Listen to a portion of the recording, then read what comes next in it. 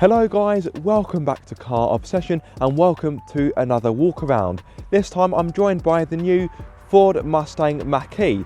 I know I'm quite late to the party, but you know what they say, better late than never. As always, I will take you around the car, talk you through the specification and give you my first impression. So yes, here we go.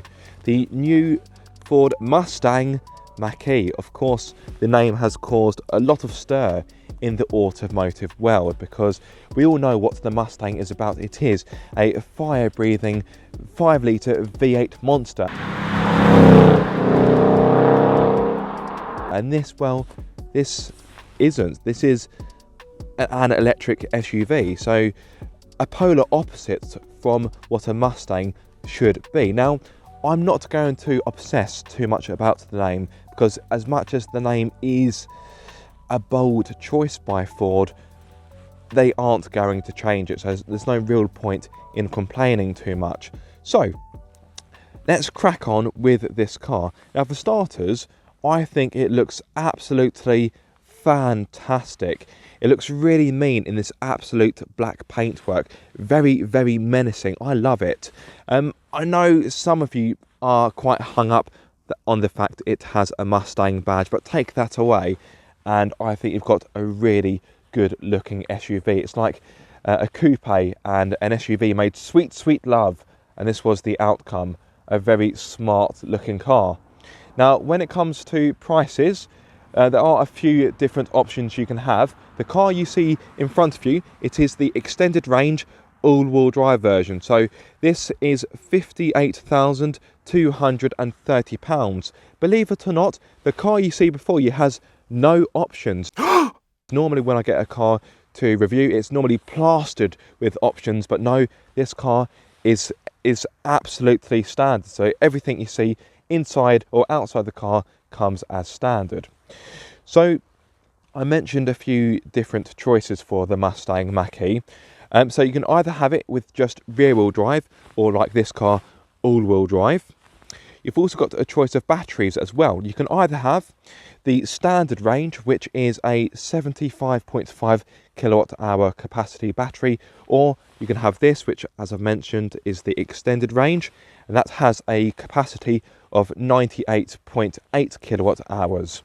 In regards to range, that does of course vary if you go for a rear-wheel drive version or an all-wheel drive version. But well, let's put it this way, the most you can expect in regards to the larger battery is a range of 379 miles, and for the lower capacity battery you're looking at 273 miles. Now, I've mentioned the price on this car. If you can't quite stretch to this car, well then you can get the standard range rear-wheel drive model for around £42,500. Sorry, the number almost escaped me then.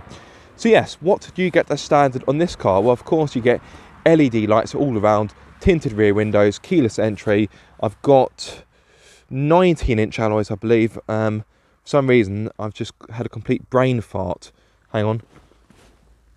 Yes, sorry, 19-inch alloys. I had to check that one then. On the inside, in fact, let me take you onto the inside. Now, before I do that, I do have a gripe. In fact, I've got a few gripes about this car. So for starters, it's got no door handles, which is nice. It looks sleek, aerodynamic, futuristic. You've got these little buttons instead. Press them, and the door opens like so. And you've got this little kind of ledge here. I like that, but then Ford has fitted clunky door mirrors to it. Now, I know it is all about saving money, but I wish Ford had gone down the same road as the Audi e-tron, pardon me, and fitted cameras instead, because they've done all this hard work to make the side profile sleek, dynamic, swooping, sporty. Then they've got these clunky door mirrors. Maybe I'm being pedantic, but yeah, I don't like those Ford.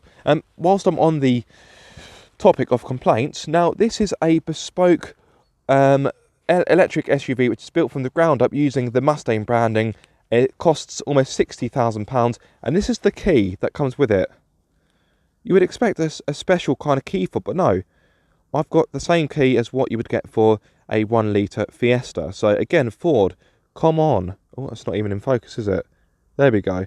So Ford, just the little things make a big difference. I think, yeah, a more bespoke key fob would actually do wonders. Again, that may sound a bit petty, but that is merely my opinion. The inside is quite a nice place to be. You'll have to excuse the cloth down there. That's to avoid getting the mat all muddy and grubby. So, of course, you get a leather steering wheel as standard. These leather seats are fantastic to sit in. They look great and they are very comfortable to sit in. The leather is nice and supple and they are quite supportive. So I think you could drive this for a long distance without very little issue. The driver's seat is also electronically adjustable, and I also have an electronic lumbar support as well. Let me actually step inside. Oh, make myself comfortable, which is easy. Take you off my little tripod. Oh, there we go, a bit clunky. And close the door. So in front of me, I wish I had 100%. Do you see it flash up very briefly? You may spot these lights flashing either side. I believe they're infrared, and if I'm honest, I'm not too sure what they are, why they are there, or their purpose. Oh, they've gone off now. How interesting. So yes, in front of me I've got a 10.2 inch digital instrument cluster. I do find it weird how it's kind of rectangular, because at certain points you can't, it's kind of cut off by the steering wheel, because obviously it's a rectangle shape in a kind of semicircle opening, but it doesn't cut off the information you need. I just think it's maybe a tad quirky. In the middle you've got I think it's a 15.5 inch touchscreen. Sorry, I had to revert to the spec sheet then for a few moments, which is quite large. It's very dominating dominating in the interior, I should say. But I think Tesla might have something to say about that, because yeah, it looks like Ford have gone, oh, that looks good, well, copy Tesla.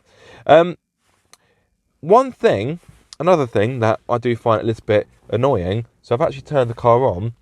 Down here under the speedo, look at that, ground speed. I'm sorry, Ford, but why do I need that? I've never got into a car and thought, you know what, I don't know whether this is ground speed or air speed. So Ford, I don't know what you're playing at there.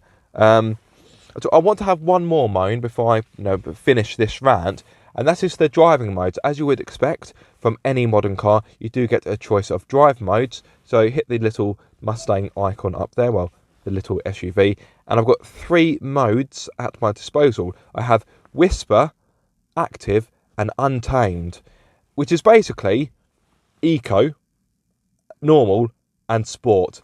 I mean, Ford, why do you have to be so pretentious? Just call a spade and be done with it. Because when I first drove this car back in June, July, whenever it was, I must admit, I got in, I thought, what on earth is Whisper? I can't even say it. What on earth is Whisper?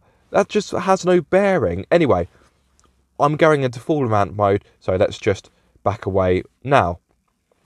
As you would expect, I've got a reversing camera, front and rear parking sensors. In fact, I've got a 360-degree monitor, which works very well. This also has park assist. This comes as standard with the technology pack, which would be an option for other Mach E's. And that gives you, for example, the... actually, what does it give you?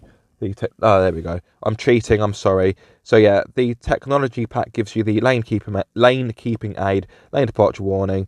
Oh, the heated windscreen. You have to pay extra for that. That's interesting. Hands-free tailgate. And, oh yes, the panoramic roof, which I haven't mentioned as of yet. And look at this. This is quite funky. You get a B&O soundbar that runs all the way along the dashboard. Look at that. That's quite snazzy. I like that. Yes, of course, you get the B&O sound system as well, which sounds pretty good.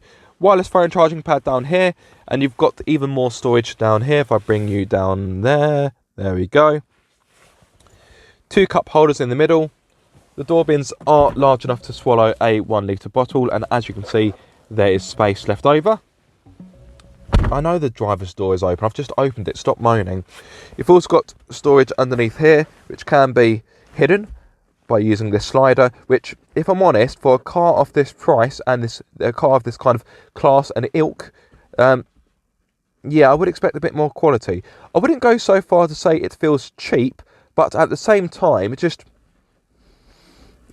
feels like not a lot of thought has gone into that particular trim. Just something a bit more premium, please, Ford.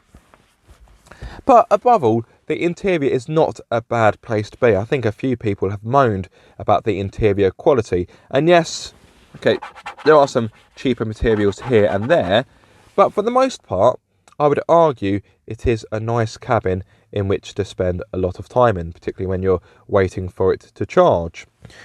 Getting a comfortable driving setup is easy. The steering wheel, as you would expect, has got plenty of adjustment, and the driver's seat, as I mentioned, is electronically adjustable. Anything else to go through in here? So you've got 2 USB ports down there, a Type C and a Type A.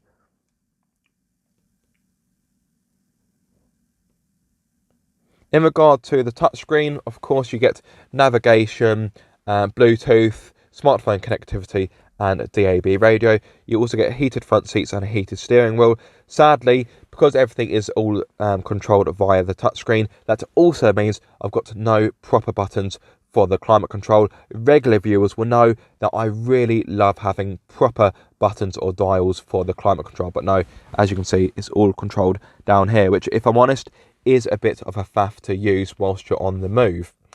You may have spotted you have a propulsion sound. So when you're driving along, you can actually have a kind of faux engine noise. It's almost like Ford have dubbed in a proper V8 noise in here, kind of. It's not convincing, but it's better than listening to silence. You may have spotted you do have a one-pedal drive. Just quickly go through the various options. Get rid of that. So parking. There we go. Let's quickly show you the navigation. The touchscreen does work well enough, but I do find sometimes on the move it can be a little bit fiddly to use. Oh, glove box, I haven't shown you that. Glove box does offer quite a good amount of space. And you also get a sunglasses holder just there. I like that, quite handy. Yes, right, let me turn off the, well, I was going to say ignition. There's nothing to ignite, is there? Check rear seats for occupants. Is there anyone there? Anyone there? Hello? Nope. All good, Ford. Weird, I've never seen it come up with that. That's the first time it's done that. Very strange. I'll make sure I've got the key. I think I have.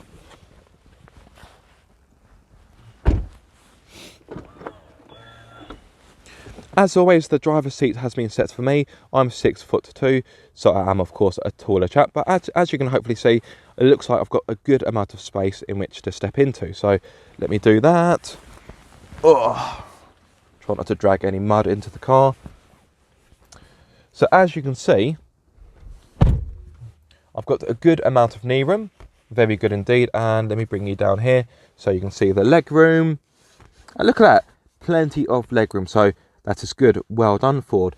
But what about headroom? This has, of course, got a panoramic roof, or as Ford call it, a panorama roof.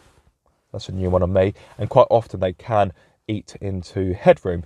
But having said that, I've got a good amount of space. And yeah, I think you may struggle to fit 3 adults in here, but 2 adults will be sat in the back in lots of comfort. In regard to practicality, the door bins aren't the biggest. You can just about squeeze in a 500 milliliter bottle, but you have to lay it down, which isn't the end of the world. But let's see if I can try to stand it up. No, it's going to have to lay down. Fair enough. You do, of course, get map pockets, a hook either side, so you can hang up an item of clothing. Just wanted to see what that is. I thought that opened. How curious. You've got ventilation in the rear, as well as 2 more USB ports, once more a Type C and a Type A. There we go. Now, if someone did have to sit in the middle seat, good news for them, there's no transmission tunnel. Look at that. That is as flat as a pancake. So yes, there's no annoying lump you have to straddle, which is quite good. You've also got an armrest for added comfort, which has 2 cup holders in there as well. There's no feed through hatch, so if you wanted to load skis or bits of wood, you can't do that, which is a little bit annoying. And that is a 60-40 rear seat, so it's not 40-20-40. So there's no hatch in which you can fold down to load long items through. A bit disappointing, Ford. And let me step out like so.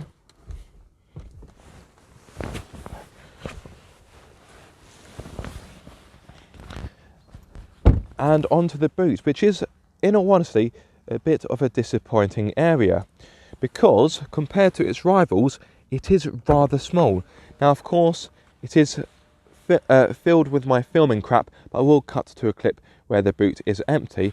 But it offers just 402 litres, which is far behind its rivals such as the ID4 or the Hyundai Ioniq 5. Okay, the Kia EV6 is 490, so that hasn't quite got over the 500 litre threshold, but still almost 100 more compared to this car. And if you go for a Tesla Model Y, then you're laughing, because that has, if I'm not mistaken, over 800 litres worth of space, which is incredible. And that's double what this has. So yeah, the boot is disappointingly small. Now you can of course extend the boot capacity to, I think it's about 1400 litres. I may need to correct myself with the subtitle, but even so, it isn't a big boot. You do have a hook here, as you've actually got a hook either side. So if you wanted to put bags of shopping in there, you can do so. You do have a 12-volt socket as well. When my autofocus sorts itself out, there we go. Yeah, so the boot is quite disappointing. Now you do have a frunk, although I'm British, we don't call it a trunk. Oh, hello, close. There we go. Oh, actually, one more thing before I move into the frunk, or as I call it, the Froot front boot, not a front trunk. It's a Froot in Britain. Well, I think I'm the only one who calls it a Froot, but hey ho, it might catch on. Who knows? This fabric parcel shelf is quite annoying. The idea is that it's meant to kind of mould around stuff in the boot, but it doesn't work. The Ford Puma uses the same thing, and it works really well in that car from my experience. But this one in the Mustang Mach E, quite often it comes off these little clips, and you open the boot and the shelf is just kind of collapsed on itself, which is really annoying. Even more annoyingly, is that it's actually kept in place. I wanted to hopefully open the boot and demonstrate the fact it had fallen off, but no. On this occasion, it has actually stayed in place. Very, very annoying. Let me talk you through the Froot. Remember, front boot, not frunk, which is front trunk. Froot. It's going to catch on. It's going to catch on. So pull it twice, like so. This offers an additional 81 litres, but as you can see, it isn't a particularly large area. One thing I do find quite funny is that you do have an emergency release in case someone gets stuck in here. But come on, who's going to get stuck in here? Even a contortionist would struggle to bend their way into this Froot. It's going to catch on, guys. Froot. It's going to catch on. You do have a little Mustang badge up there. Word of warning, you do have to close this quite firmly to get it to actually close. So here we go. 1, 2, 3. It does need quite a thud to close it. Now, I realise I've done a lot of talking, as I always do. I haven't actually gone through the stats of this vehicle. So if you are still here, thank you for your patience. So this will hit 62 miles per hour in a very respectable 5.8 seconds, which is hot hatch territory. And the top speed, which is somewhat irrelevant, is 111 miles per hour. Now, with this being the all-wheel drive version, you do lose a bit of range. You can expect up to 335 miles. In regard to charging times, you can get this from 10% to 80% in 45 minutes using a 150 kilowatt charger. In theory, when me and good friend and fellow YouTuber Pocket Rockets, when we had a different Mustang, we found that it was taking an hour and a half to get to 80%. So yeah, so word of warning on that. Right, range. Oh, of course, performance stats. So this has 351 horsepower, 580 newton meters of torque. If you prefer that in pound feet, I will drop a subtitle below. Now, if this isn't enough power for you, then you can get the Ford Mustang Mach E GT. That has, get this, 565 horsepower along with 830 newton meters of torque. 830! You'd have to employ a team to re-tarmac the road behind you because you'll be shredding it up. You'll be going through tyres like there's no tomorrow. 830! My word. So yes, I know this has been quite a long video, but there has been quite a lot to go through on this car. I think it is time for me to end. Thank you so much for watching this video. I do hope you have enjoyed it. If so, be sure to like, comment and subscribe. If you are subscribed, don't forget, oh, what's that coming? Oh. No, it's taken too long to get here. Sorry, bit of sporadic car spotting. Yes, if you have enjoyed this video, then be sure to like, comment and subscribe. If you are subscribed, don't forget to click the bell icon so you get notified every time I make a video. But until the next time, guys, be sure to keep up the car obsession.